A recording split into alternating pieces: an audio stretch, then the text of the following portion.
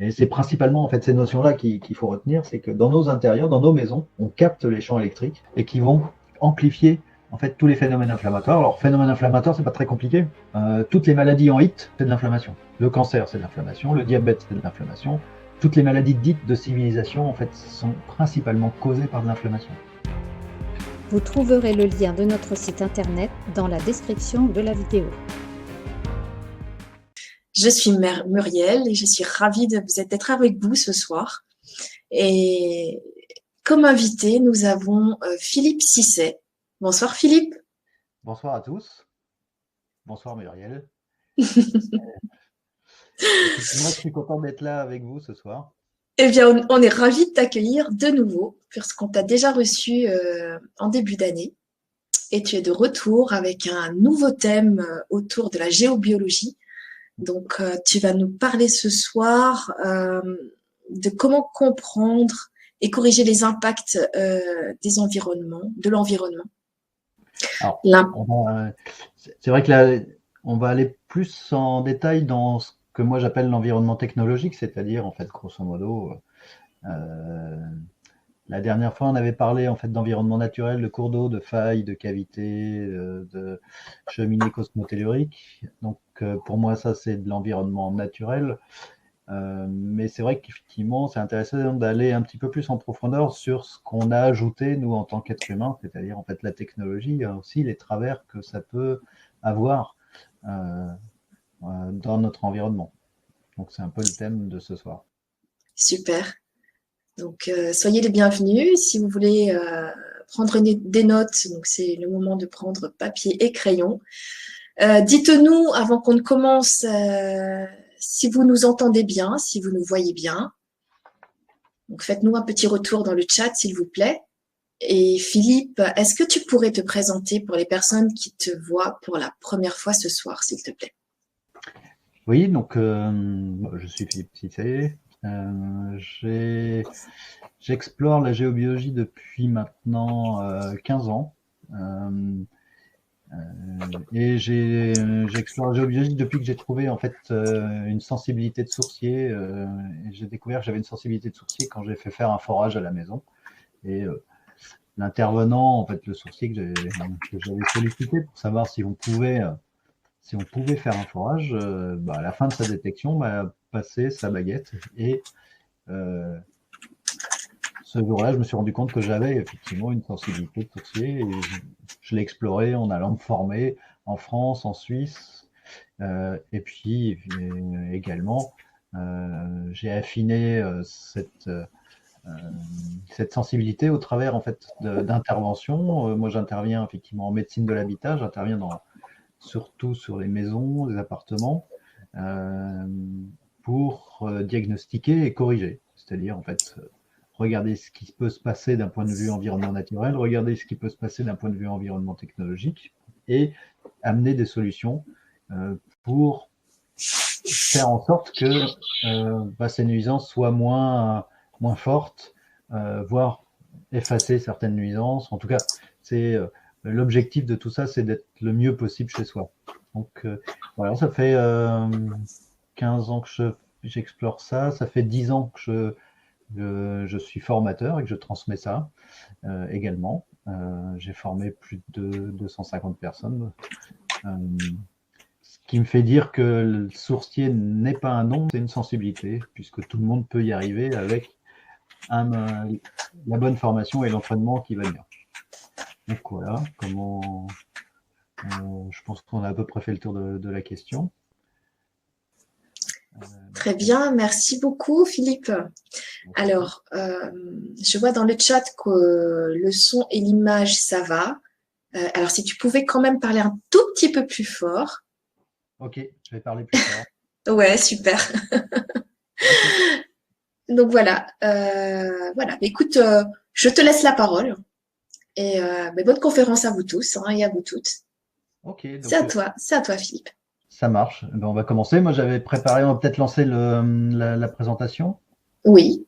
Et puis, comme ça, nous, on restera en incrustation. Donc, ce qu'on va aborder ce soir, en fait, c'est l'environnement technologique. Et puis, mais quels sont les impacts sur notre santé? Et donc, on va définir, en fait, grosso modo, un certain nombre de choses. Moi, je travaille en géobiologie, donc on va décrypter un petit ce que veut dire le mot. Le géo, c'est la terre, bio, c'est la vie. Donc, on voit en fait qu'on s'intéresse aux interactions entre ce qui est vivant euh, et l'endroit où on est posé. Et logis, c'est la théorie, la connaissance associée qui va nous permettre effectivement d'aller explorer en fait ces environnements et de mieux comprendre en fait ce qui se passe. La première définition connue du mot de géobiologie, elle est attribuée à Teilhard de Chardin, qui est effectivement quelqu'un qui qui est né au 19e enfin, entre 19e et 20e siècle. Et la première définition qu'il a émise de la géobiologie, c'est la science des rapports de l'évolution géologique de la Terre avec celle de la vie et des organismes vivants. Donc, en fait, si on résume ça sur un petit schéma, l'environnement, c'est à la fois ce qu'on voit, c'est-à-dire que les paysages, l'ensoleillement,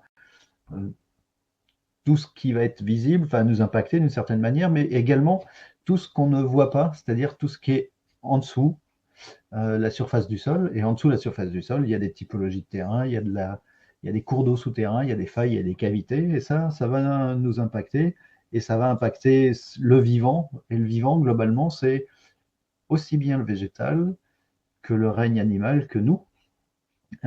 Et on est tous finalement égaux face aux problématiques en fait qu'on peut rencontrer en fait sur le terrain.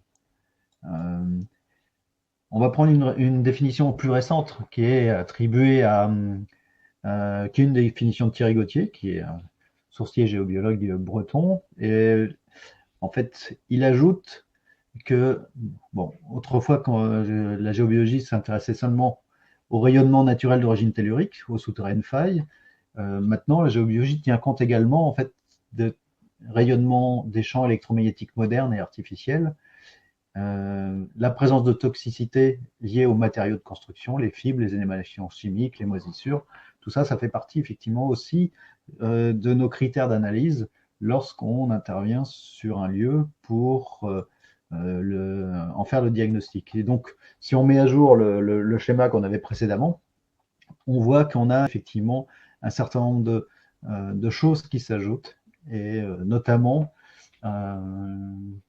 toute la partie qui est liée aux ondes.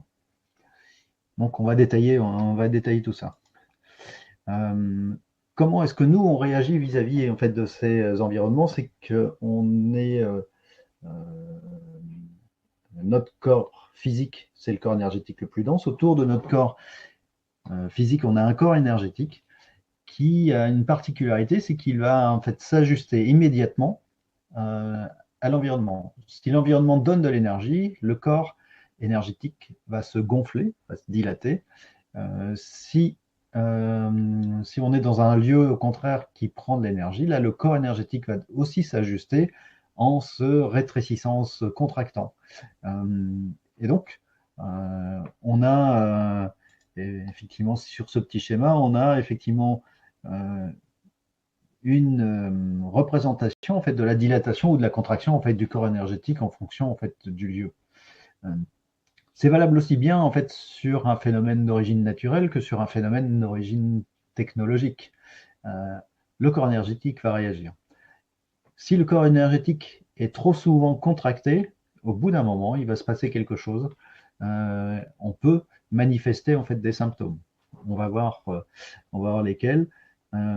Mais il y a aussi d'autres éléments qui sont liés en fait aux environnements technologiques. Donc, on va y aller maintenant sur tout ce qui est phénomène artificiel. Le premier phénomène artificiel en fait qu'on a introduit en fait dans nos maisons, c'est l'électricité tout simplement. Alors, moi, je suis né avec. Il y avait déjà l'électricité dans la maison de mes parents. J'ai toujours connu en fait brancher sur des prises, faire fonctionner des appareils. Et pour moi, en fait, avant d'explorer la géobiologie, j'ai toujours pensé que c'était anodin et qu'il n'y avait pas de problème. En fait, pas tant que ça. Il y a quand même des problématiques. Donc, l'électricité, on va redéfinir en fait ce que c'est. C'est un ensemble de phénomènes physico-chimiques dus à la présence, dans les atomes, de particules dites chargées, donc les protons, les électrons. Ça veut dire qu'en fait, l'électricité fait partie même de la matière. Toute la matière est composée de protons et d'électrons. C'est-à-dire que nous, nous sommes effectivement une machine électrique. Quelle que soit la matière que vous avez autour de vous, même l'air, en fait, est composé d'atomes. Et ces atomes ont des électrons en mouvement. Euh, donc, cette matière, si on s'intéresse en fait à la composition en fait d'un atome, bah, un atome est composé d'un noyau et autour de ce noyau vont graviter des électrons en mouvement. Ils ont le noyau et les électrons ont des charges, c'est-à-dire en fait l'électron est chargé négativement, le proton est chargé positivement, et il y a également des neutrons dans le noyau qui sont eux complètement neutres. C'est ça en fait qui est intéressant, c'est que toutes les matières sont composées effectivement d'électrons en mouvement. Et c'est la base même de l'électricité, ça va être d'utiliser, enfin l'électricité moderne, ça va être d'utiliser en fait ce déplacement d'électrons pour en faire quelque chose.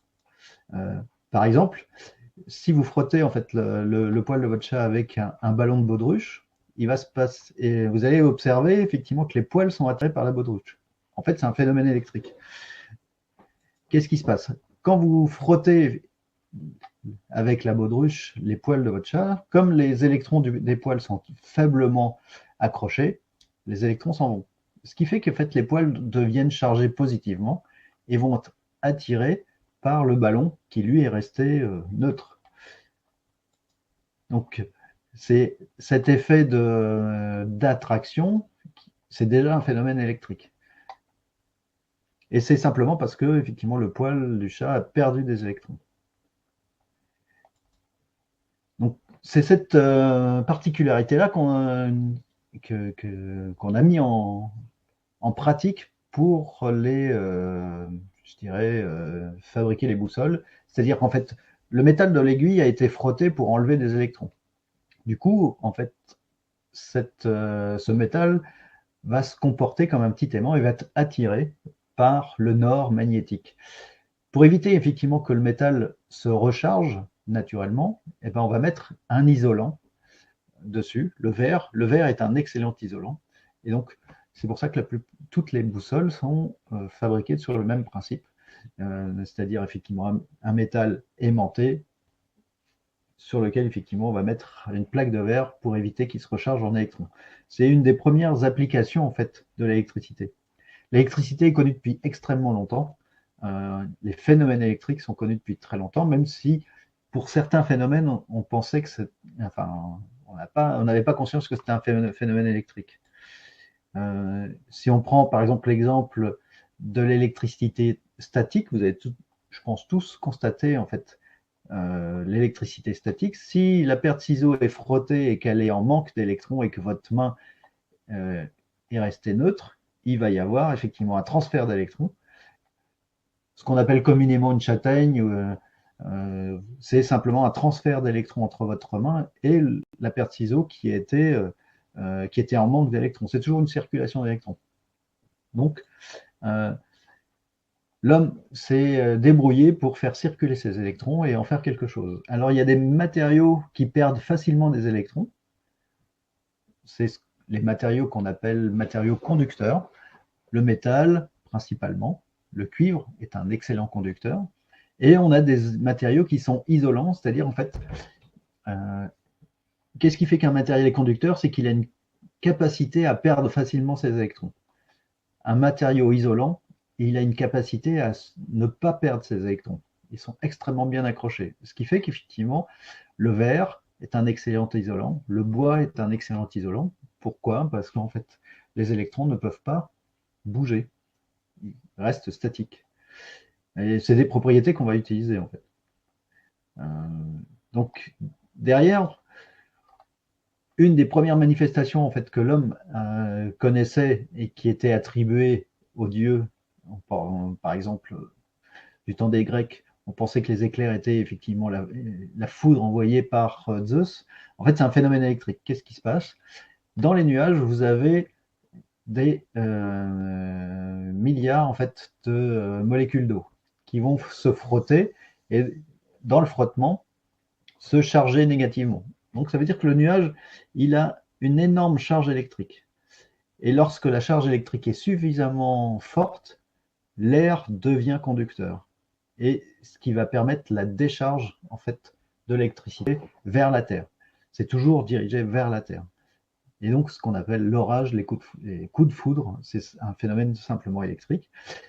C'est un phénomène en fait qui a inspiré en fait la célèbre expérience de Franklin, qui voulait tout simplement l'expérience du cerf-volant, qui voulait simplement en fait récupérer, capter l'énergie électrique des éclairs. Donc, ce qui a permis en fait l'invention des paratonnerres, c'est-à-dire en fait guider la foudre. Et cette invention en fait du paratonnerre a aussi évité beaucoup d'incendies dans les villes anciennes qui étaient principalement construites en bois. Et le fait de protéger en fait ces maisons avec un paratonnerre a permis en fait d'éviter en fait les incendies. On a dans l'histoire d'énormes incendies qui ont été déclenchés par la foudre. C'est un phénomène électrique. Alors au départ, l'idée c'était de stocker. Franklin ne trouvera pas la solution pour stocker, mais mettra en évidence la réalité du phénomène de la foudre. Je disais tout à l'heure que l'électricité est connue depuis extrêmement longtemps. Les Romains, par exemple, ou les Grecs, utilisaient des phénomènes électriques pour soigner certaines pathologies, et notamment ils utilisaient de l'électricité produite par un poisson qui s'appelle le poisson torpille, qui est en fait une espèce de raie dont on a retrouvé effectivement des représentations à Pompéi, sur les mosaïques de Pompéi. Et ce poisson torpille, effectivement, va produire l'électricité avec ses réactions musculaires. Et c'est ce poisson qui va servir de modèle à Volta pour fabriquer la première pile électrique qui fonctionne sur un principe chimique. C'est une alternance en fait de papier imbibé en fait d'acide, enfin de vinaigre, avec des plaques de cuivre et qui va faire effectivement circuler des électrons. Et donc Volta a mis au point le premier générateur sous forme de pile. Bizarrement, en fait, quand il a créé ça, c'était surtout pour démontrer que les théories de Galvani sur l'énergie des muscles étaient erronées. Donc, Galvani était un scientifique de son époque. Il ne voyait pas du tout en fait d'application à son invention, curieusement. Alors aujourd'hui, en fait, la pile de Volta, on l'a toujours. C'est effectivement les piles qu'on utilise au quotidien qui vont générer un courant continu. Alors, ce courant continu, effectivement, va permettre de réaliser un certain nombre d'utilisations. La première utilisation, en fait, qui a été mise au point, c'est l'ampoule à incandescence, qui a été mis au point par Thomas Edison. Edison, en fait, souhaitait remplacer les éclairages publics qui étaient au gaz par de l'éclairage électrique. Et Edison était un défenseur en fait du courant continu. Et pour alimenter en fait tous ces éclairages publics, il mettait en place en fait des infrastructures assez complexes composées de centaines de piles associées. C'était des infrastructures assez lourdes, assez coûteuses, et ça va comment dire, poser un problème de coût. En parallèle d'Edison, Tesla a commencé à travailler en fait sur l'électricité alternative.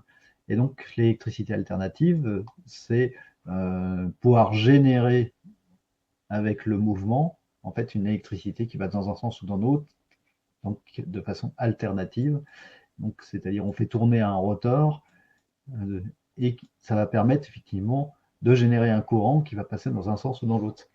Ça favorise le transport sur longue distance, et donc c'est une solution technique qui va être retenue par l'industrie pour produire en gros en fait l'électricité et la transporter. Donc on est sur du courant alternatif. Ce que vous avez dans votre maison, en fait, on parle de 230 volts, c'est du courant alternatif. Alors, il y a une petite histoire, effectivement, c'est une des premières guerres industrielles, ça a été ça, c'était entre le courant continu et le courant alternatif. Le courant continu était porté par Edison, qui était l'inventeur en fait de l'ampoule à incandescence. Le courant alternatif, lui, était porté, en tout cas, par Tesla, et il y a eu des exemples d'espionnage, il y a eu des faits de, comment dire, de malveillance ou de campagnes de déstabilisation entre Edison. C'est principalement Edison qui cherchait à déstabiliser effectivement la solution technique de Tesla. Et ça, en fait, ça a pris fin lorsque Tesla a réussi à construire une centrale qui a permis d'alimenter en fait l'ensemble de New York. Mais il y a eu une guerre industrielle autour de ça entre le courant continu et le courant alternatif. C'est un petit épisode de. Alors, les dates de ça, c'est 1890. Donc, grosso modo, c'est il y a 130 ans. Le déploiement, en fait, de l'électricité, ça a d'abord été l'éclairage. On s'en est servi principalement pour l'éclairage. L'utilisation, en fait, autre, le fait de mettre des moteurs et utiliser autre chose, est venu plus tard. Donc, lorsque moi je sais que mes parents me disent avoir vu l'électrification arriver dans les campagnes. Et quel était l'usage? Principalement la lumière. Aujourd'hui, en fait, les usages sont multiples. Dans notre maison, si vous faites l'exercice de compter le nombre d'appareils que vous avez, c'est assez impressionnant. C'est-à-dire qu'on est bien. Alors, bien évidemment, il y a la lumière. On a multiplié les points lumineux.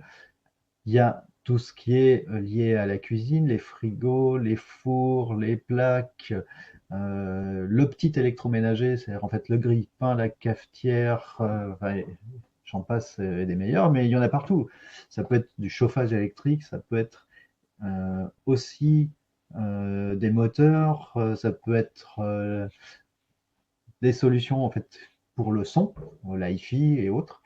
En fait, si vous regardez bien autour de vous, vous avez énormément d'appareils qui sont branchés et qui utilisent l'électricité.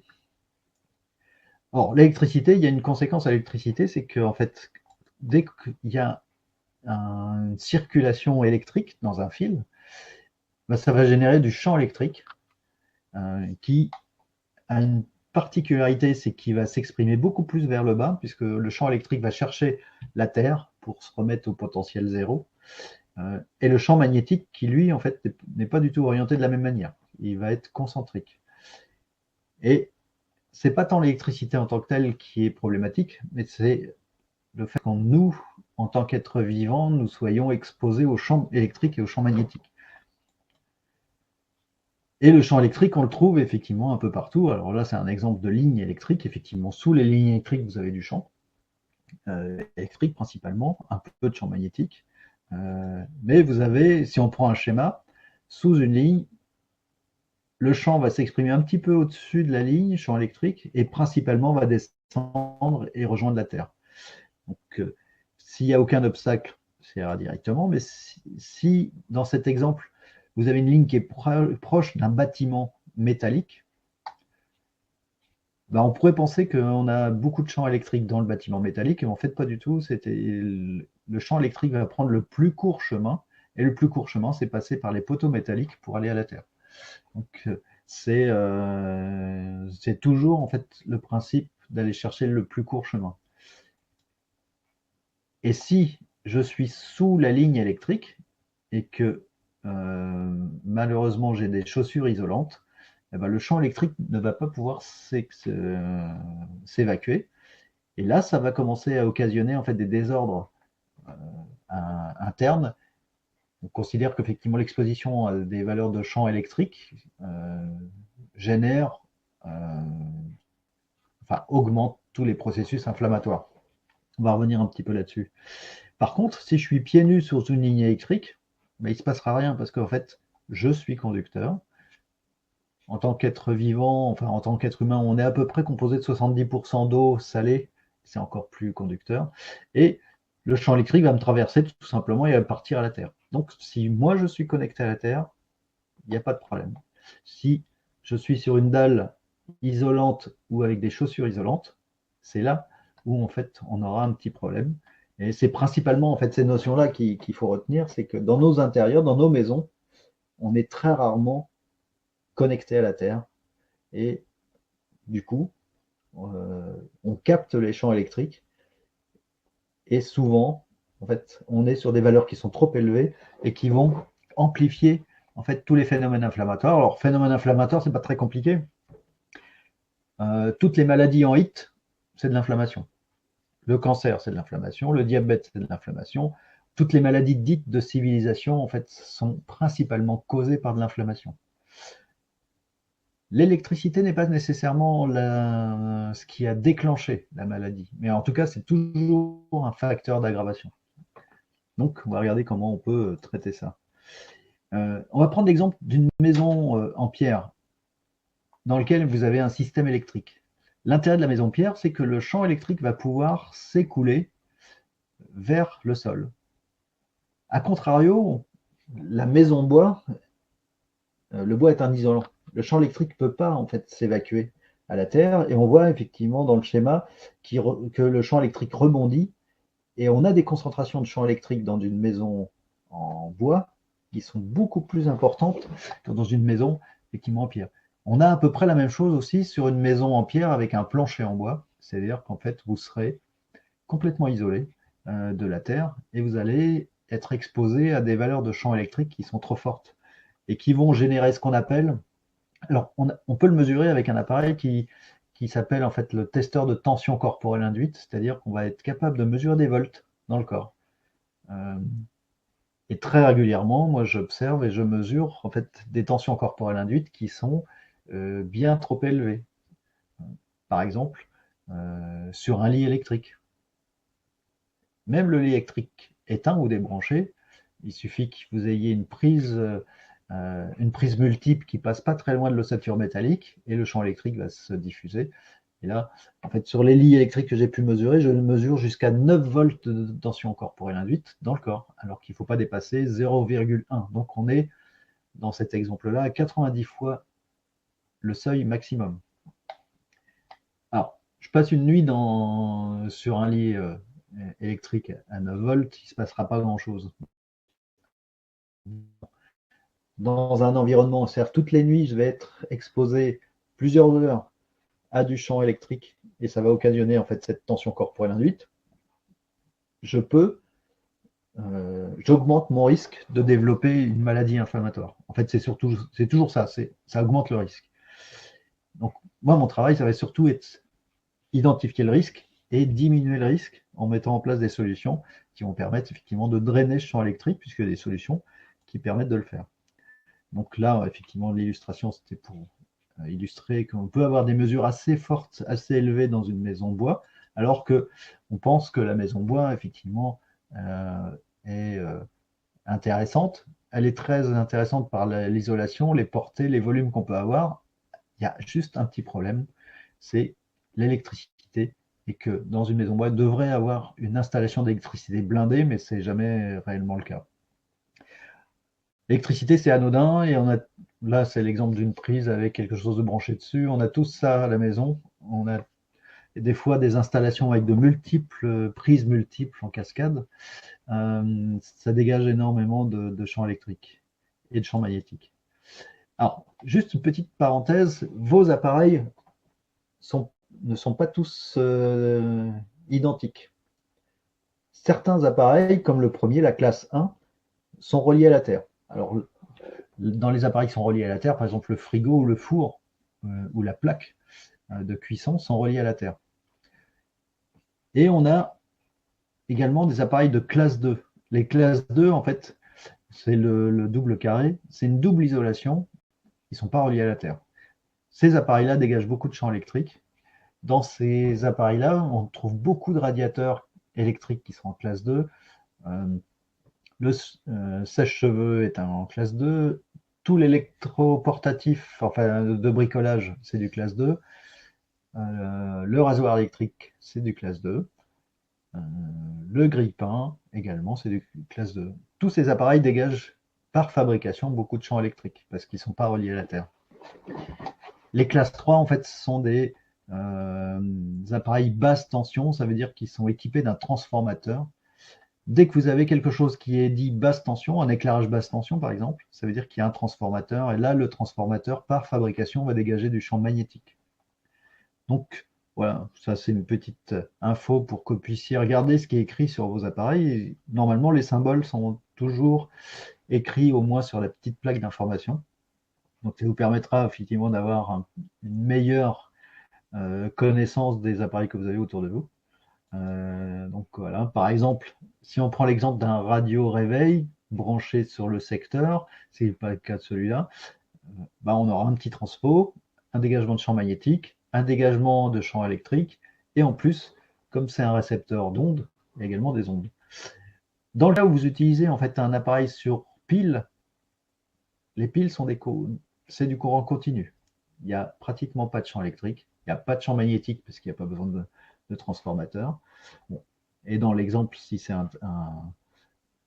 une radio, il restera toujours un petit peu d'onde. Mais en tout cas, lorsque vous utilisez des appareils sur pile, ça dégage quasiment pas de champ électrique. Du coup, quand vous utilisez votre téléphone portable sur batterie, il n'y a pratiquement pas de champ électrique. Par contre, si vous le branchez sur son câble d'alimentation et que vous l'utilisez, là, vous aurez une tension corporelle induite dans le corps qui va être à peu près entre 12 et 15 volts. C'est juste énorme. Donc, évitez en fait d'utiliser votre téléphone lorsqu'il est en charge. C'est valable aussi sur certains ordinateurs portables qui sont équipés en fait d'alimentation sans terre. Donc là, il vaut mieux les utiliser sur batterie. On parlait en fait de transformateurs. Ça, c'est un exemple de transformateur effectivement de ville. C'est-à-dire en fait l'électricité arrive des centrales à des voltages très importants.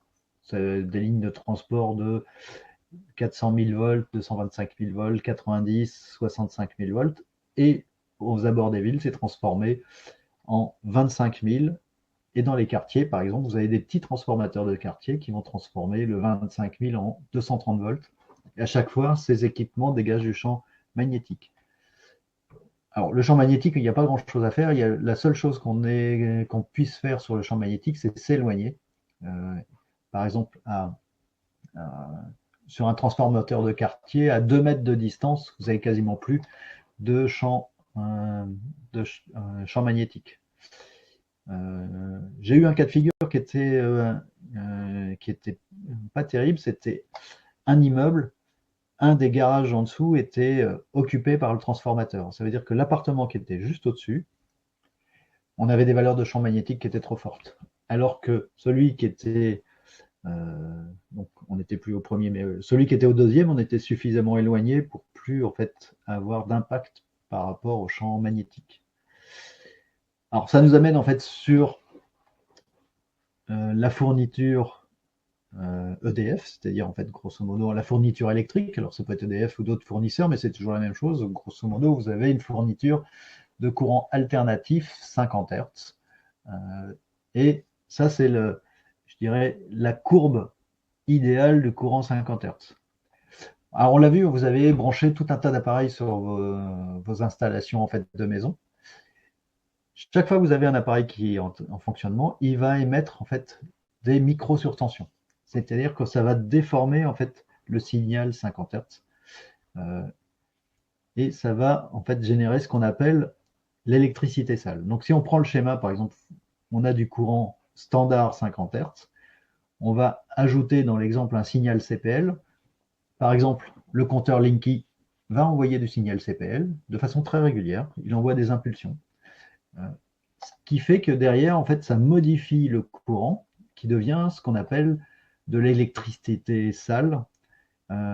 Et ça, c'est effectivement sur l'appareil de mesure, en fait, sur des micro-surtensions qui vont générer un bruit de fond électromagnétique qui vont se dégager de vos câbles, puisque dans la majeure partie des maisons, l'installation électrique n'est pas blindée. Alors, ça génère un surcoût qui peut être rédhibitoire. En tout cas, l'électricité blindée, je rappelle, c'est surtout intéressant de le faire lorsqu'on a une maison en bois. Donc, on a vu les problématiques effectivement de champ électrique, de champ magnétique, d'électricité sale, et notamment en fait le Linky va générer ça. Alors, on peut se poser la question des normes. Alors, en France, il y a peut-être effectivement des gens qui nous regardent qui ne sont pas en France. On va parler simplement des normes applicables en France et surtout en fait de leur obsolescence. Alors, c'est peut-être pas hyper lisible, mais je vais vous traduire en fait le tableau. Donc, la norme, par exemple, en France, sur l'intensité de champ électrique, dit qu'à moins de 5000 volts par mètre, on est aux normes. Alors que si on prend le référentiel effectivement de la biologie de l'habitat, qui est un référentiel privé allemand, mais qui prend en compte une exposition prolongée, là en fait, ce référentiel dit qu'il ne faut pas dépasser 10 volts. Donc on a un rapport de 500 entre la norme électrique applicable et les préconisations en fait qui prennent en compte une exposition prolongée. Comment la norme a été établie? Elle a été construite en fonction d'une exposition immédiate. C'est-à-dire qu'on a mis quelqu'un dans une boîte, on a monté en fait l'intensité et puis au bout, enfin le voltage pour le cas du champ électrique, et puis au bout d'un moment, ça a généré de la chaleur et on a dit voilà, c'était ça la limite. C'est ça la limite, la norme applicable en France. Et c'est pour ça que puisqu'on autorise des constructions sous des lignes électriques en disant on est aux normes, mais la norme elle est obsolète, on ne devrait pas être à 5000 volts par mètre. Sur le champ magnétique, c'est à peu près la même chose. On est sur un rapport de 200 fois trop élevé entre ce que dit la norme applicable en France et ce que dit en fait les référentiels sur une exposition prolongée. Il y a des choses qui ne sont même pas prises en compte dans la norme française. Tout à l'heure, je vous parlais en fait de tension corporelle induite. Cette tension corporelle induite n'est pas prise en compte dans la norme. Le pourcentage d'électricité sale, les micro-surtensions, ce n'est pas pris en compte dans la norme. Dernier exemple de la norme, dans nos installations, en fait, on a une prise de terre. La prise de terre va être un dispositif qui protège en fait l'installation. Pour la norme française, une prise de terre est bonne lorsque sa résistance est à moins de 100 Hz, de 100 ohms, pardon. Pour le référentiel à la biologie de l'habitat, une prise de terre est excellente lorsqu'elle est moins de 10 ohms. Donc, on a aussi un rapport de 10 entre la norme applicable en France et l'idéal pour nous en ce qui concerne l'installation de la terre. Donc, voilà, je voulais juste attirer l'attention sur le fait qu'effectivement, si demain on vous dit votre électricité est aux normes ou vous êtes aux normes électriques, voilà ce que ça veut dire. Si on prend aussi un exemple de la norme applicable en fait sur la puissance des antennes de téléphonie mobile, on est en France 10 fois plus élevé que certains pays limitrophes, comme la Suisse par exemple. Et on est 10 fois trop élevé par rapport aux recommandations en fait de l'Union européenne. Donc, en France, on est en retard sur les normes. En tout cas, on peut considérer qu'elles sont obsolètes. Alors, les effets de l'électricité sur l'organisme. Alors, moi, je suis parti en fait d'un document qui est un extrait de la revue de littérature sur les champs électromagnétiques qui est sorti, qui est paru en avril 2020. Donc, c'est un document qui est tout récent et qui a été en fait c'est rédigé par le docteur Maëlys-Poncet. L'idée du docteur Maëlys-Poncet, c'était de collecter un maximum d'études et de faire cette synthèse sur les études. Ce qui ressort en fait de sa revue de littérature, c'est que grosso modo l'exposition au champ électrique augmente le risque de leucémie chez les enfants entre 1 et 5 ans, augmente les cas de cancer du sein, alors augmente les risques, hein. Augmente les risques de maladies neurodégénératives, comme Alzheimer, SLA, ça veut dire sclérose latérale amyotrophique. Ça augmente de toute façon le stress oxydatif, qui est en fait le terrain, grosso modo, en fait, l'ensemble de votre corps va être beaucoup plus stressé, enfin, le stress oxydatif va augmenter. C'est ce qu'on appelle un terrain générateur de maladies. Et puis également, il y a une dérégulation des canaux calciques dépendant du voltage. Bon, là, c'est des extraits. C'est un document qui fait plus de 50 pages que je vous encourage effectivement à chercher et à lire. En tout cas, voilà, on a déjà, rien que l'électricité peut générer augmenter ces risques. Donc, ce qui est intéressant quand on fait un diagnostic, c'est justement identifier ces risques, mettre en place les stratégies qui vont nous permettre effectivement de limiter ces expositions de façon à limiter le risque, tout simplement. Deuxième sujet, les ondes. Parce qu'en fait, souvent, quand on parle de problèmes sur l'environnement technologique, bon, déjà, on laisse de côté l'électricité, mais là, on a vu que c'était pas neutre. Et on pense principalement aux ondes et aux ondes de téléphonie. Mais il n'y a pas que le téléphone dans les ondes. Alors, bon, c'est un schéma en fait qui précise que sur une onde électromagnétique, on ne peut pas mesurer séparément le champ électrique du champ magnétique. Donc, on va parler de champ électromagnétique. Et si là, en fait, c'est le spectre des ondes. Tout ce qui est basse fréquence, par exemple l'électricité, ça va jusqu'à 100 Hz, jusqu'à 100 kHz. Après, on passe sur des fréquences plus élevées, où là, on va trouver la radio, on va trouver les hautes fréquences, plus haut les micro-ondes, et après, on va passer sur l'infrarouge. Le spectre visible, c'est la petite barre jaune, là, c'est une bande de fréquence qui est très étroite. Après, on passe encore sur l'ultraviolet. Et quand on voit en fait les rayonnements ionisants sont des rayonnements qui vont arracher des électrons, comme les rayons X ou les rayons gamma. Donc, les rayonnements ionisants sont très surveillés. Les rayonnements non ionisants, là, la norme est un peu moins sévère là-dessus. En tout cas, voilà, en gros, le spectre des ondes. Alors, les principales sources d'ondes dans votre maison sont les radios, FM, la télévision aussi, la réception télévision. Le téléphone DECT, le téléphone sans fil de maison, pour la majeure partie des gens chez qui j'interviens, c'est inoffensif. C'est pratiquement lui qui envoie le plus d'ondes. Et il a des fréquences qui sont très proches de celles qui sont utilisées par effectivement votre opérateur de téléphonie mobile. Le four à micro-ondes, alors, petite précision, il n'émet des ondes que quand on s'en sert, mais quand on s'en sert, la porte étant fermée, on arrive quand même à mesurer l'onde générée par le micro-ondes à plus de 10 mètres. Alors que les constructeurs nous disent que tous les fours sont étanches. C'est absolument faux.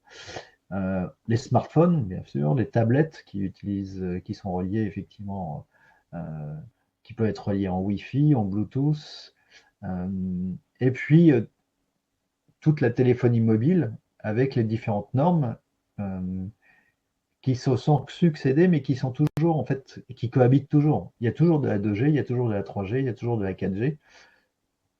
Et en France, on parle du déploiement prochain, en fait, de la 5G.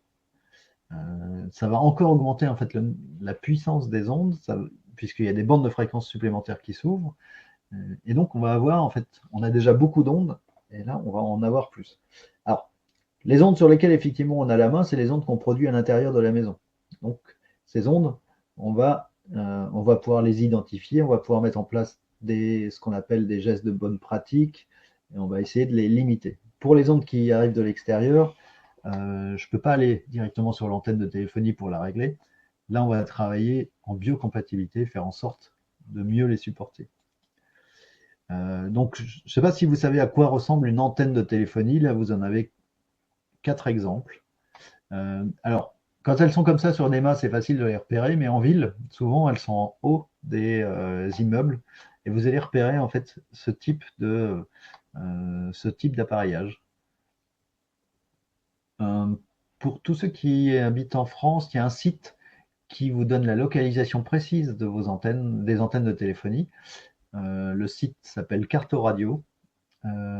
Donc vous tapez Carto Radio, vous mettez votre adresse et vous verrez tout autour de vous où sont les antennes de téléphonie. C'est un site qui est mis à jour, qui est bien documenté. Et vous pouvez même, il y a une petite option qui permet d'afficher les directions et de voir effectivement si l'antenne émet dans votre direction ou pas. En tout cas, c'est très intéressant. Et puis c'est un site qui va évoluer puisqu'avec le déploiement de la 5G, on aura de plus en plus d'antennes. Donc ça sera à surveiller. En ville, la plupart du temps, on a une densification d'antennes importante. Et donc toutes ces ondes, finalement, nous traversent en permanence. Et peuvent interagir avec nos fonctionnements internes. L'homme, comme n'importe quel être vivant, est une machine électrique. Donc, on a tout un tas en fait de processus électriques. Et d'ailleurs, en fait, on se sert de ces processus électriques pour faire des diagnostics. Au travers de l'électroencéphalogramme, on mesure l'activité du cerveau. L'électrocardiogramme, on va mesurer l'activité électrique du cœur. L'électromyogramme, c'est l'activité électrique des muscles.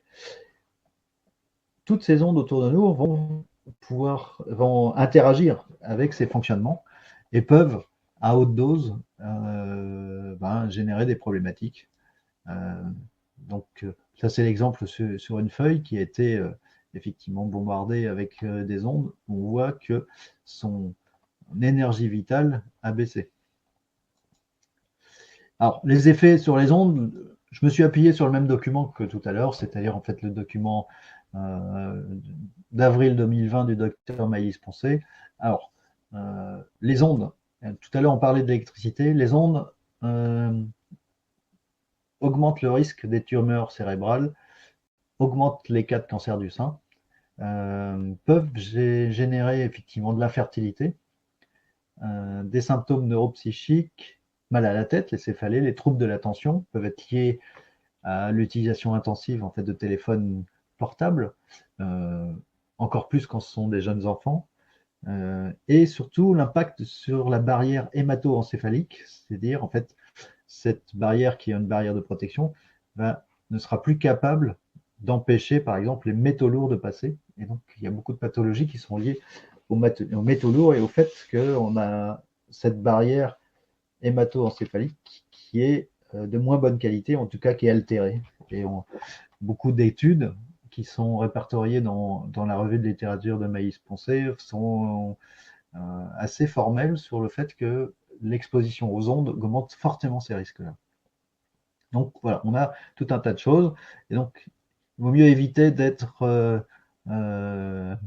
sur une exposition trop forte, d'où effectivement l'image des volts, et de bien observer son environnement. En tout cas, là, sous cette ligne-là, il ne faut pas construire sa maison. En tout cas, si vous voyez qu'il y a une maison sous une ligne, n'achetez pas la maison.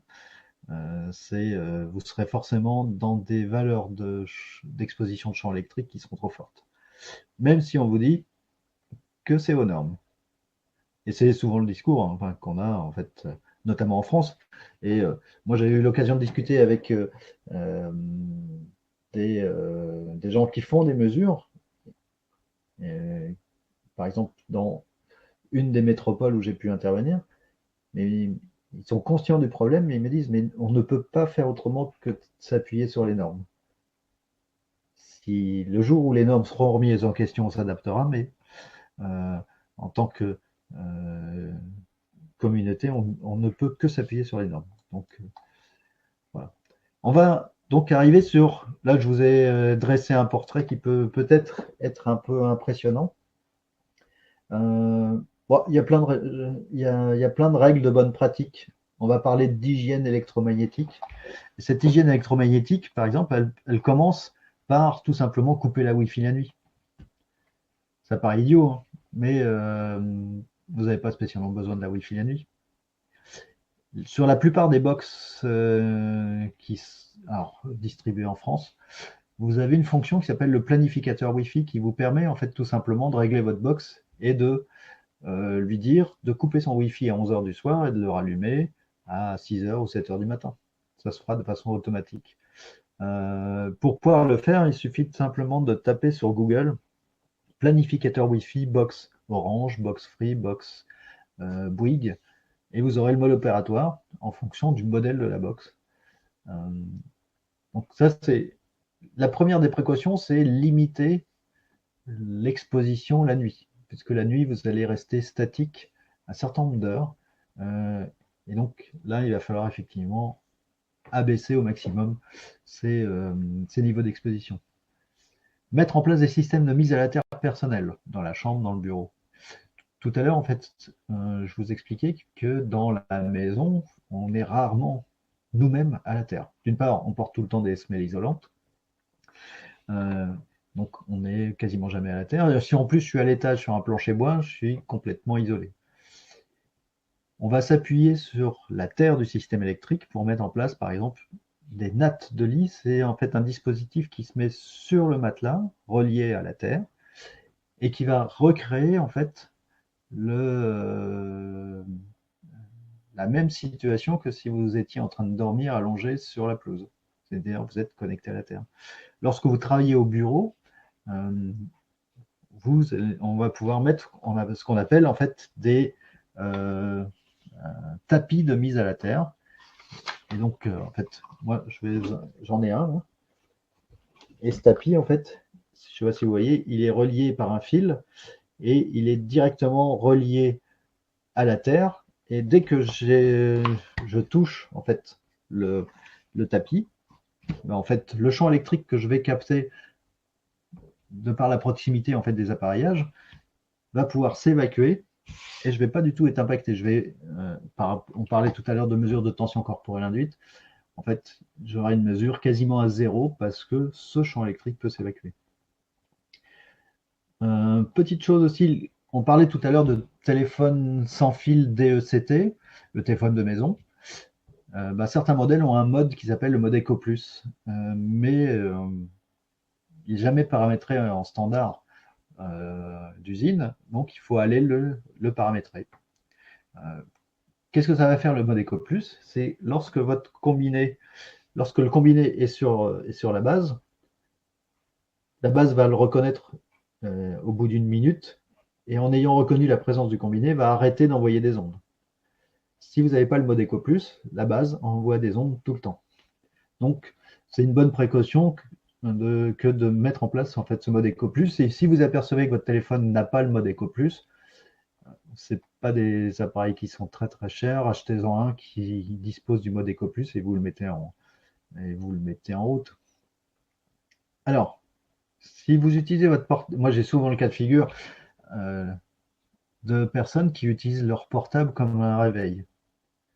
Alors si vous faites ça, mettez-le en mode avion, comme ça il ne va pas envoyer d'ondes, il ne va pas en recevoir non plus.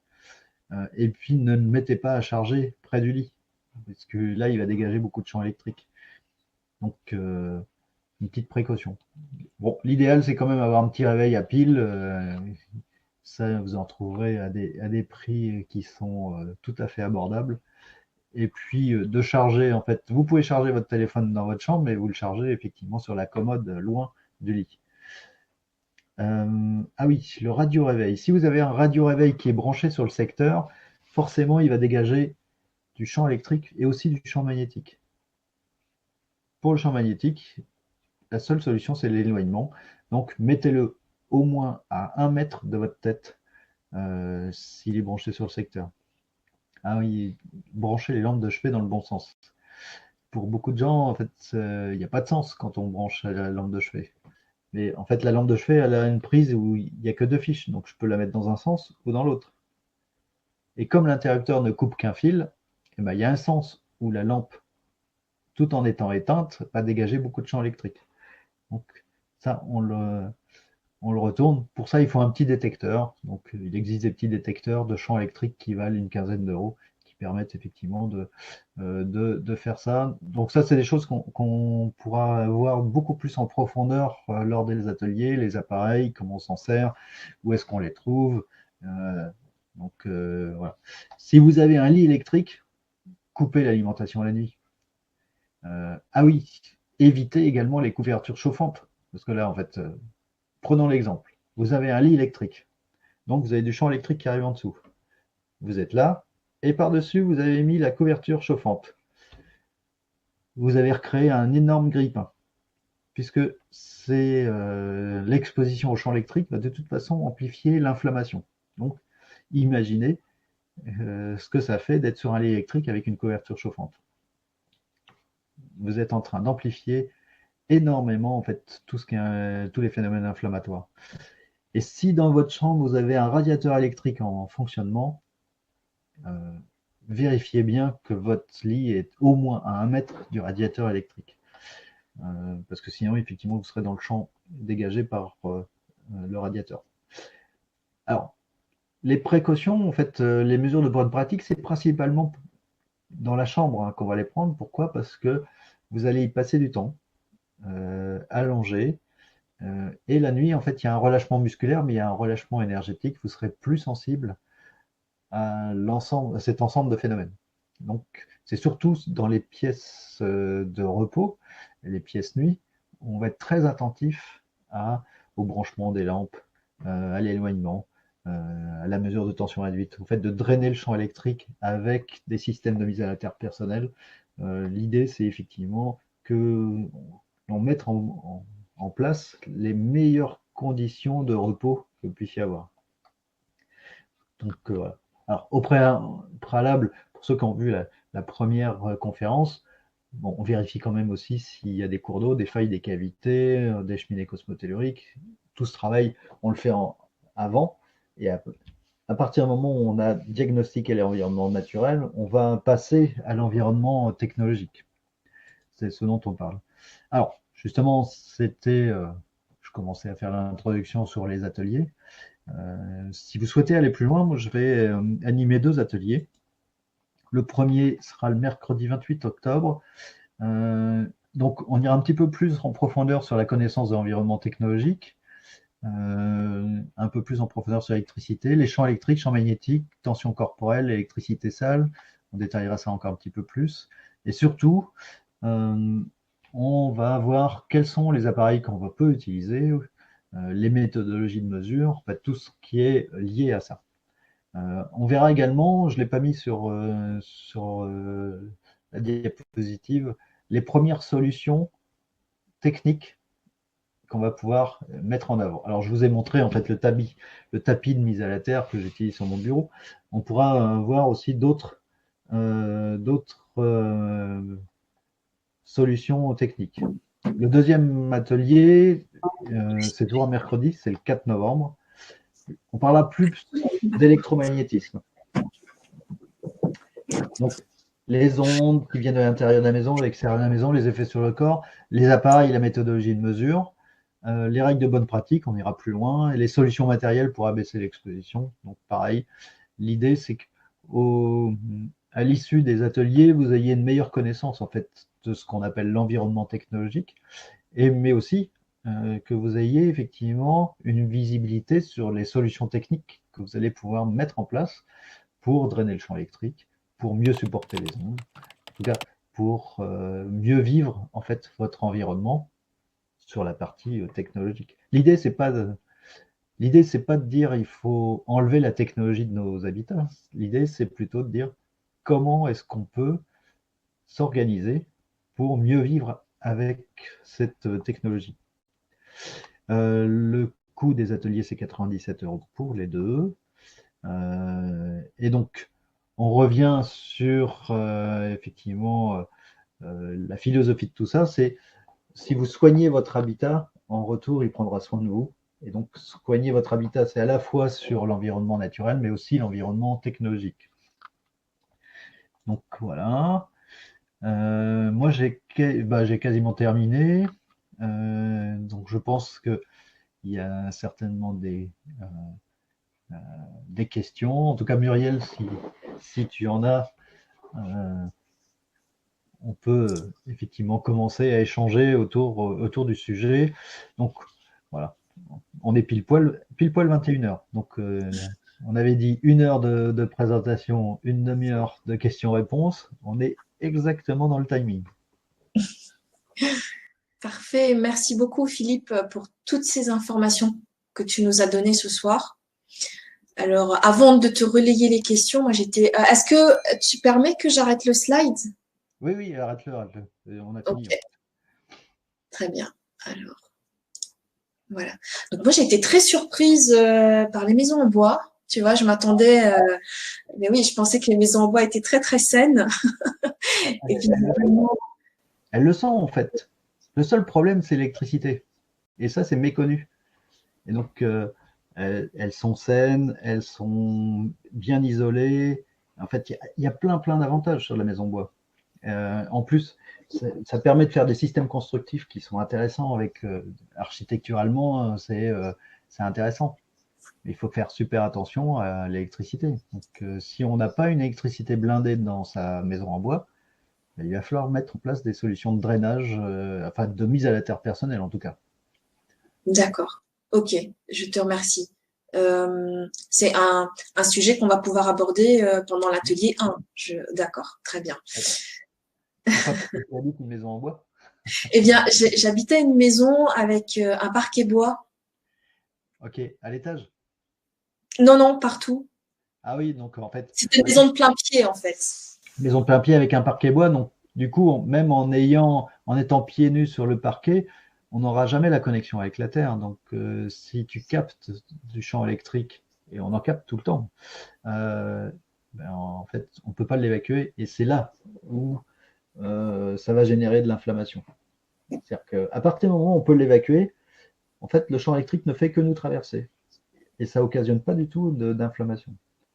Là où il ne peut plus s'évacuer, eh bien, effectivement, ça posera problème. À long Mm. terme, plus ou moins long terme en fonction des personnes. On n'est pas tous égaux par rapport à ça.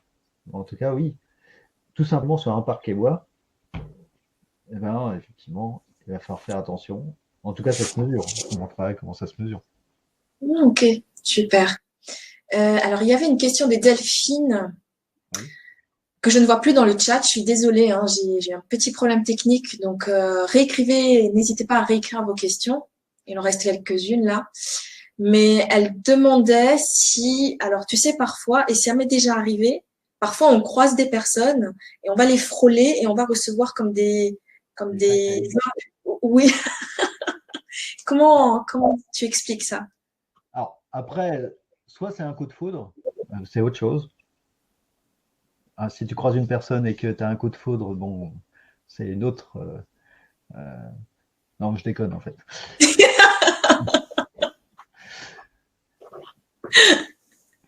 En fait, c'est simplement en fait que le frottement, c'est de l'électricité statique. Le frottement, en fait, a arraché des électrons certainement sur les habillages. Enfin, et toi, en fait, tu arrives, tu n'es pas en manque d'électrons, tu es chargé correctement, et du coup, en fait, là dans ce cas-là, c'est toi qui vas donner des électrons à l'autre, et c'est l'autre personne qui va ressentir la châtaigne. Si c'est toi qui es en manque d'électrons et que l'autre elle a le plein, c'est toi qui vas ressentir la châtaigne. En fait, c'est simplement un équilibrage.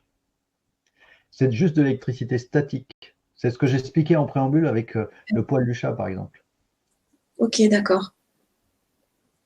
Et comment contrer les influences de zut, j'ai oublié le mot. Tu sais, des très grosses antennes qui distribuent l'électricité. Ah, les lignes. Oui, les lignes à haute tension, oui. Bah, en fait, juste l'éloignement. En fait, la règle, elle est toute simple, hein. Une 400 000 volts, la distance de sécurité, c'est 400 mètres de chaque côté. Une 225 000 volts, c'est 225 mètres de chaque côté. Oui, donc les normes ne sont absolument pas respectées. Moi, j'habite à La Réunion et j'ai vécu dans une maison où il y avait des lignes à haute tension pas très loin. Ah oui. Alors, après, il faut regarder le contexte. Si tu as une maison qui est à moins de 400 mètres d'une ligne 400 000 volts, mais qu'entre ta ligne et ta maison, il y a des arbres, les arbres vont capter le champ électrique et l'amener à la Terre. Ils vont former un écran. Et donc, pour regarder, tu peux être en théorie trop proche et pour autant pas recevoir du champ électrique. Ça va dépendre en fait de ce qu'on a. Par exemple, l'exemple de la maison à ossature métallique ou des bâtiments industriels trop proches d'une ligne, et ben en fait, à l'intérieur du bâtiment, on ne mesure pas de champ électrique parce que le champ électrique, il est directement capté par l'ossature métallique et emmené à la Terre. Et donc là, il n'y a rien qui s'exprime. Donc, il faut vraiment en fait mesurer avec des appareillages effectivement qui vont nous permettre de le faire. En fait. Mais il faut regarder le cas de figure. Par exemple, moi, je suis allé à la demande d'un apiculteur, mesurer en fait les champs électriques sur un rucher. Il me dit, je pense qu'il y a du champ électrique. Et il y avait bien une ligne qui passait au-dessus. Mais les ruches étaient dans un bois, c'est-à-dire qu'en fait, il y avait des arbres. Et en fait, c'est les arbres qui captaient, qui l'emmenaient directement à la terre. On ne mesurait rien du tout.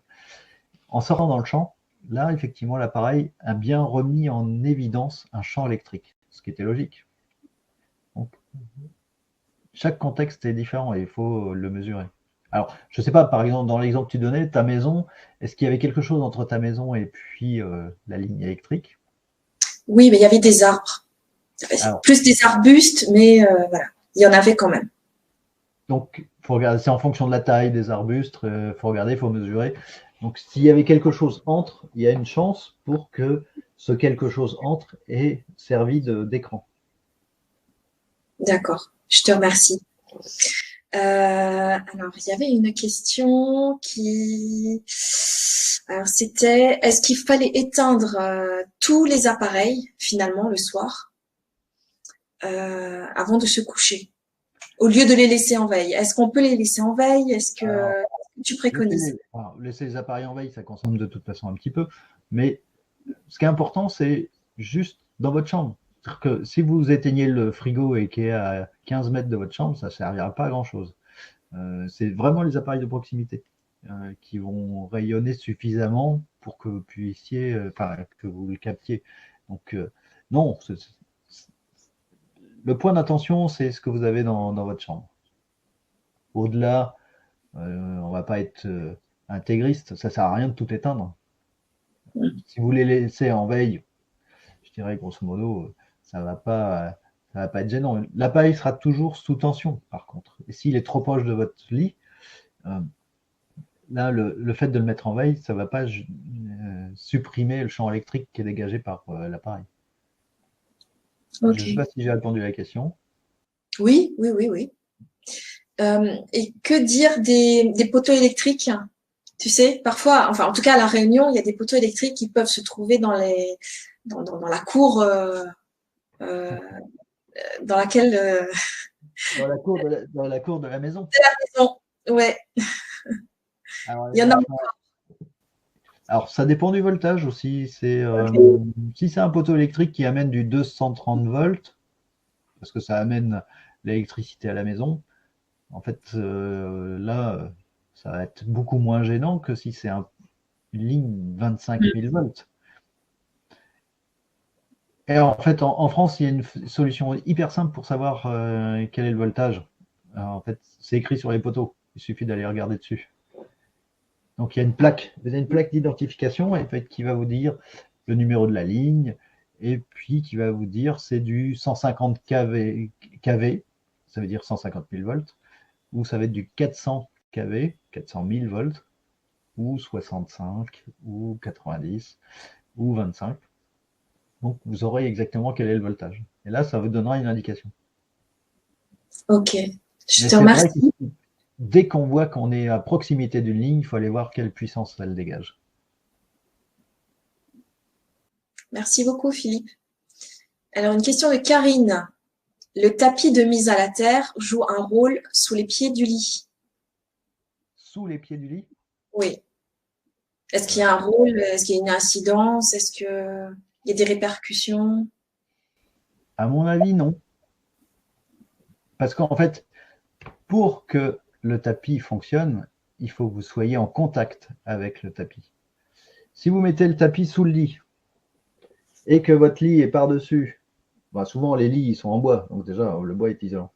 Vous avez le sommier, le matelas, et vous êtes par-dessus, bah, il ne se passera rien. Vous n'êtes pas en contact avec le tapis de mise à la terre. C'est pour ça qu'en fait il existe des nattes. En fait, c'est un autre type de tissu, et ça se met sur le matelas. Vous rajoutez vous mettez par-dessus votre drap, votre à l'aise ou votre drap si vous avez les deux, et c'est parce que vous serez en contact que ça va fonctionner. C'est-à-dire le champ électrique que vous allez capter avec le corps va pouvoir s'évacuer directement via la connexion avec la Terre. Si vous mettez le tapis par terre, il ne se passera rien. Vous n'êtes pas en contact avec, sauf si vous dormez par terre sur le tapis. C'est peut-être ça aussi la question, je ne sais pas. Mais si vous mettez le tapis et le matelas par-dessus, il n'y a pas de connexion, il n'y a pas de drainage. Est-ce que ça répond à la question de Karine? Je pense que oui. Karine, tu peux nous faire un petit retour. Une question de Michel. Un sommier en treillis métallique serait-il aussi à éviter?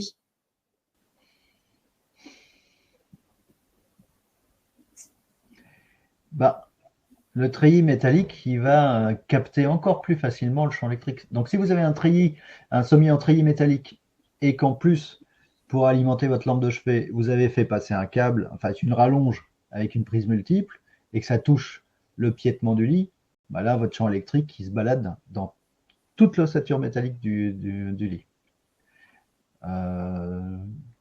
L'ossature métallique, en fait, elle va être encore plus conductrice s'il y a le moins de problèmes.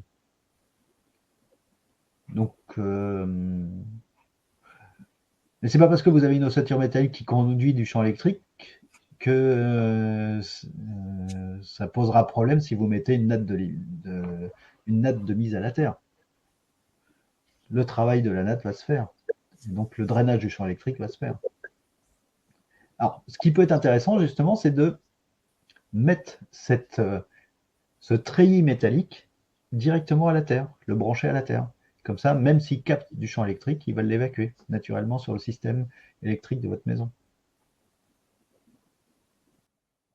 Merci Philippe. Et Karine précise que tu as bien répondu à sa question. Ok. Merci.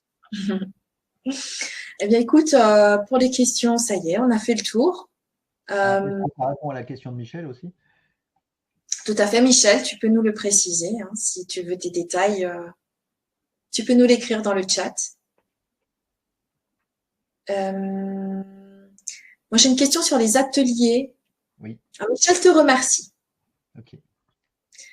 Est-ce qu'il faudra avoir, je ne sais pas, des appareils de mesure ou on pourra, ce que tu vas nous proposer Je vais vous indiquer en fait quels sont les appareils que j'utilise et puis pour ceux qui souhaitent, je pourrais vous envoyer un mail avec en fait les liens produits, où est-ce que vous pouvez les trouver pour faire.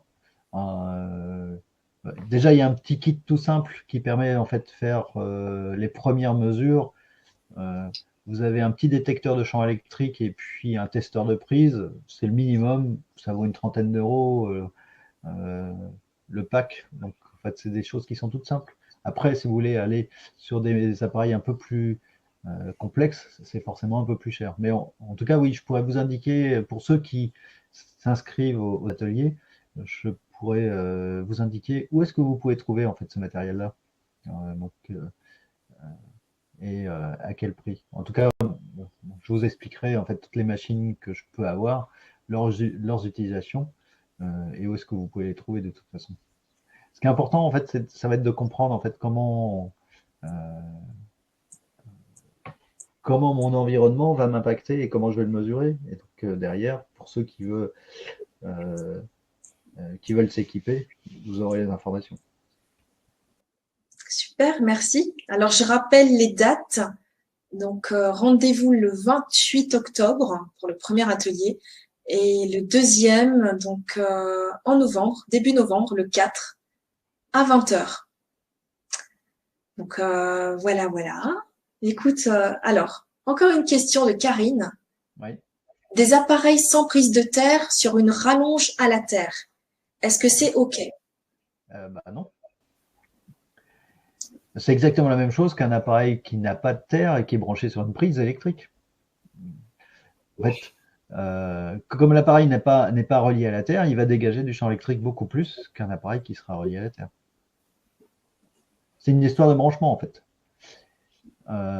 Votre appareil, en fait, un appareil qui est branché à la terre, il y a 3 branchements. Il y a l'arrivée électrique, le retour de l'électricité, et au milieu, il y a la terre. Un appareil qui, en classe 2 par exemple, est dépourvu de terre. Donc il y a bien l'arrivée électrique, le retour électrique, et même si cette prise est branchée sur une rallonge qui dispose de la terre, il n'y a pas de connecteur. Il est manquant. Donc votre appareil va dégager du champ électrique exactement de la même manière. En tout cas, tout ce qui est classe 2 dégage beaucoup plus de champ électrique. Alors, merci. On les soupçonne pas, hein. Enfin, vous verrez, regardez votre sèche-cheveux, il y a de grandes chances que ce soit un classe 2. Regardez votre rasoir électrique, il y a de grandes chances que ce soit un classe 2.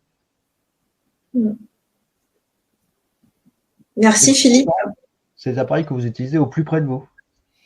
Donc, bon, j'ai arrêté le rasoir électrique, hein. Maintenant je suis passé au manuel. Ça se comprend. Bon, alors, il faut un peu plus d'entraînement parce que le maniement peut être délicat, mais en tout cas, il n'y a pas de champ électrique. Monique posait la question de la durée des ateliers, s'il te plaît. Oh, il faut compter 1h30, 1h et demie. Plus il y aura de questions et plus ça dure longtemps, en fait, c'est ça. Mais oui, il faut compter une bonne, ouais, je dirais 1h30. Très bien. Alors, on a encore un petit peu de temps devant nous. Si vous avez d'autres questions, n'hésitez pas. C'est vraiment le moment d'en profiter. En sachant que pendant les ateliers, Philippe va vraiment approfondir sur le thème, apporter des solutions pour vous faciliter la vie. Est-ce que tu aurais un petit mot de la fin? Ah, j'ai encore une question, je suis désolée. Michel, si on met le Wi-Fi en voiture, reçoit-on aussi les ondes dans le véhicule? Si vous mettez le Wi-Fi sur votre téléphone portable dans votre voiture. En voiture. Si on met le Wi-Fi en voiture, reçoit-on aussi les ondes dans le véhicule? Alors, en Europe, il n'y a pas encore beaucoup de voitures qui sont capables d'émettre du Wi-Fi. Mais aux États-Unis, en fait, c'est quelque chose qui est assez répandu. D'accord. Alors, attends. Elle précise pas le Wi-Fi, mais la 4G sur le smartphone. Ah oui, alors ça, c'est autre chose. Quand vous utilisez votre téléphone, en fait, dans votre voiture, le téléphone, la voiture, en fait, c'est une cage de Faraday. C'est-à-dire qu'en fait, c'est une cage métallique isolée, puisque les pneus, en fait, sont isolants. Ce qui fait qu'effectivement, les ondes passent moins bien. Et donc, pour que le téléphone qui est à l'intérieur, en fait, de l'habitacle de la voiture fonctionne, il va augmenter sa puissance d'émission pour pouvoir traverser. Donc, en fait, vous allez, votre téléphone portable, si vous êtes en communication, il va vous arroser d'ondes. Deuxième chose, sur les véhicules, maintenant, on a en fait les liaisons sans fil Bluetooth. Le Bluetooth, en fait, c'est une norme radio de proximité, mais qui est sur une fréquence qui est très proche du Wi-Fi d'ailleurs. Donc, lorsque vous utilisez le Bluetooth, eh ben, en fait, vous êtes bombardé d'ondes également à l'intérieur du véhicule. Et il y a un effet de concentration. Est-ce que ça répond à la question de Michel? Michel, tu peux nous préciser dans le chat? Je te remercie. Et merci Philippe pour la réponse. Une question de Joël. J'ai une Zoé électrique. Quels sont les effets par rapport à la batterie? Et qu'en est-il pour les plaques à induction? Alors, ouais. La Zoé électrique, elle va fonctionner en courant continu, puisqu'en fait, la charge, on charge des batteries, et les batteries fonctionnent en courant continu. Et là, en fait, la problématique, elle est moins importante, beaucoup moins importante. Bon, et puis à la fois, je pense que le mieux, ce serait de mesurer ce qu'on a dans une Zoé. Pour l'instant, j'ai encore jamais eu l'occasion de mesurer une Zoé en fonctionnement enfin, de rentrer dans une Zoé en fonctionnement avec mes appareils. Donc, je pense que la meilleure solution, ce serait de vérifier. La deuxième question, c'est la plaque à induction. Alors, en fait, le nom complet, c'est une plaque à induction magnétique. Ça veut dire que par fabrication, ce sont des appareils qui dégagent beaucoup de champs magnétiques.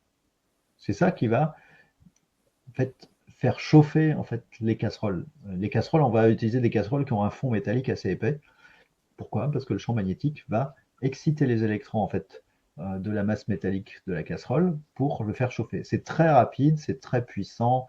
Tous les cuisinistes vous disent c'est le top, il n'y a pas mieux. Sauf que, en fait, la puissance du champ magnétique est tellement forte qu'il faudrait être à 1,50 m. La distance de sécurité, c'est 1,50 m de vos plaques. Pour cuisiner, c'est pas toujours pratique. Surtout pour une femme enceinte, où là, effectivement, l'enfant est encore plus proche. Donc, je suis pas un fan des plaques à induction magnétique. D'ailleurs, je viens de refaire ma cuisine et en fait, on a pris des plaques, des plaques vitrocéramiques, je ne sais plus comment ça s'appelle, halogènes, et un feu gaz. En fait, ce qui dégage le moins de champ électrique et de champ magnétique, c'est le feu gaz. Ça me paraît idiot, mais c'est. En tout cas, moi, je suis pas. Enfin, pour faire la mesure très régulièrement, en fait, dans les maisons, en fait, ça étonne toujours euh, je dirais les personnes qui habitent là, quand on voit à quel endroit il faut se mettre pour pas être dans des valeurs de champ magnétique trop fortes. C'est 1,50 m autour de la plaque. Alors, si vous êtes en train de cuisiner longtemps et que vous mijotez quelque chose, en fait, vous allez être dans le champ magnétique. Si par contre c'est juste pour faire chauffer de l'eau, vous mettez à chauffer, quand c'est chaud, vous récupérez, là ça va. Okay. Mais c'est un objet, enfin un appareil qui émet beaucoup de pollution magnétique. Okay. Autant que le four à micro-ondes, tu disais tout à l'heure que le rayonnement est allé jusqu'à 10 mètres. Oui, bah, les appareils, on le met en évidence. Alors, c'est pas le même rayonnement puisqu'on est sur une onde électromagnétique, alors que sur la plaque à induction, c'est du champ magnétique. C'est pas exactement la même chose. Mais pour avoir mesuré des appareils, en fait, le micro-ondes, eh ben, l'analyseur haute fréquence, eh ben, il réagit à plus de 10 mètres. Malgré le discours des fabricants qui disent c'est étanche. Bah, c'est pas étanche. C'est jamais étanche. Et les conseils d'utilisation en fait, du micro-ondes, c'est si vous devez l'utiliser, ne regardez pas ce qui se passe à l'intérieur. Là, vous êtes effectivement complètement bombardé d'ondes. Évitez d'être dans l'axe du four. Et je dirais, quand le four est éteint, attendez 1 minute que ça se calme à l'intérieur. Parce qu'en fait, le principe, c'est qu'il y a un bombardement d'ondes qui vont exciter les molécules d'eau. Les molécules d'eau vont se frictionner et vont s'échauffer. C'est ça. C'est le principe du micro-ondes. Donc, vous êtes sur un aliment qui va être fortement excité d'un point de vue atomique. Donc, laissez le truc se calmer au moins 1 minute. Bon, pareil pour l'exemple, moi j'ai refait ma cuisine, j'ai pas mis de micro-ondes. Parce que souvent on s'en sert pour réchauffer. J'ai préféré mettre un four à vapeur pour réchauffer les aliments. Ça met un peu plus de temps. Mais il y a quand même moins de problématiques d'ondes en tout cas. Merci beaucoup. Tu as les remerciements également de Joël et de Michel pour tous ces précieux conseils et explications. Une question de Karine. Oui. J'ai entendu que nous modifions le magnétisme de la Terre avec nos ondes. Avez-vous une analyse sur le sujet? Je pense pas que notre activité modifie le magnétisme terrestre. Le magnétisme terrestre, il bouge tout seul, de toute façon. Euh, euh, le champ magnétique terrestre, en fait, on parle de l'onde de Schumann, en fait, en réalité, bouge. Il y a des sites qui vous donnent en fait en temps réel en fait la valeur de l'onde de Schumann. Et depuis quelques temps là, on voit que ça bouge pas mal. Voire il y a des moments où il n'y a plus rien, ça repart. Donc on est sur une période effectivement un peu particulière sur le magnétisme terrestre. Donc pour certaines personnes, c'est annonciateur en fait d'une inversion des pôles, c'est-à-dire que le pôle nord va aller au sud et le pôle sud va aller au nord. Bon, c'est déjà des choses qui se sont produites sur Terre, alors, il y a très très longtemps, mais pour certains observateurs, le fait qu'on ait comment dire, une non-stabilité de l'onde de Schumann, ça peut indiquer ce truc-là. J'ai pas spécialement d'avis. Je pense pas que notre activité à nous impacte le magnétisme terrestre, en tout cas. D'accord. Merci beaucoup.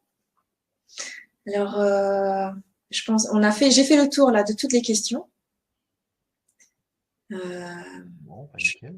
Ça fait 1h25 que nous sommes ensemble. Donc, écoutez, moi, je vous invite à suivre ces ateliers, à vous inscrire. Et ben, Philippe, si tu veux terminer. Alors, on peut terminer en parlant des électro-hypersensibles, puisqu'en fait, c'est une émergence en fait de pathologie de personnes qui deviennent sensibles à l'environnement électrique et électromagnétique. Pour moi, en fait, ce sont des personnes qui ont atteint leur limite. On parle de capital soleil, mais je pense qu'on a aussi un capital de résistance sur tout ce qui est environnement technologique. Et lorsqu'on a atteint en fait la limite, nos défenses immunitaires en fait vont baisser et on va devenir beaucoup plus sensible à cet environnement. Alors après, pour accompagner un électrosensible, il y a deux pistes. Et souvent on utilise les deux d'ailleurs. La première piste, c'est limiter les ondes dans son environnement. Le champ électrique, limiter le champ magnétique, limiter les ondes. La deuxième piste, ça va être de restaurer ses défenses immunitaires. Restaurer les défenses immunitaires, c'est par exemple des protocoles de nettoyage du foie, des protocoles de nettoyage effectivement du pancréas, tout ça pour évacuer en fait les métaux lourds. En amont, ce qui peut être intéressant, c'est de supprimer les sources de métaux lourds, et notamment les plombages métalliques sont une source de métaux lourds dans l'organisme. Et donc, de faire enlever les plombages métalliques pour les remplacer par des plombages à base de céramique ou autre. Enfin, en tout cas, moi, c'est une démarche que j'ai faite. Et lorsque je suis allé voir le médecin, enfin le dentiste, pour faire enlever les plombages, en fait, il était étonné parce que et sa question, il dit mais je comprends pas pourquoi vous venez me voir, vous n'êtes pas malade. Et en fait, la réponse était de dire en fait, comme j'ai pas envie de devenir malade, je vais le faire avant. Je vais faire de la prévention. Mais pour des électrosensibles, c'est souvent en fait des choses qui sont intéressantes. C'est que d'aller voir effectivement comment on peut restaurer leur défense immunitaire. En tout cas, même si ça peut être impressionnant ce que je vous ai dit ce soir, c'est relativement bien connu. On arrive effectivement à bien maîtriser l'environnement. Il y a plein de solutions techniques qui vont nous aider. Il y a plein de gestes de bonnes pratiques qui vont nous aider. En tout cas, c'est pas une fatalité. C'est quelque chose qu'on peut gérer, et on peut le gérer parce qu'on le connaît bien. Et donc ça peut paraître impressionnant, mais c'est tout à fait accessible de pouvoir gérer ça. En tout cas, je terminerai là-dessus. Je pense que c'est pas, il n'y a pas d'environnement qu'on ne puisse pas améliorer, et l'environnement technologique en fait partie aussi. C'est déjà ce que j'avais dit effectivement sur l'environnement naturel. Il n'y a pas d'endroit qu'on ne puisse pas améliorer. Donc, pour pouvoir le faire, il faut vraiment faire une bonne analyse. Et une fois que l'analyse est faite, les solutions techniques, elles sont relativement connues. Hein. Donc voilà, ce que je voulais vous dire ce soir, ça a pu paraître un peu technique par moment, un peu impressionnant à d'autres moments, mais ça fait partie de la connaissance de l'environnement et ça fait partie aussi de l'approche de la médecine de l'habitat. Merci beaucoup, Philippe. Et merci à vous toutes et à vous tous pour vos réactions dans le chat. Nous vous donnons rendez-vous donc le 28 octobre à 20h. À bientôt. Bonsoir tout le monde. Merci, Philippe. Au revoir. Au revoir.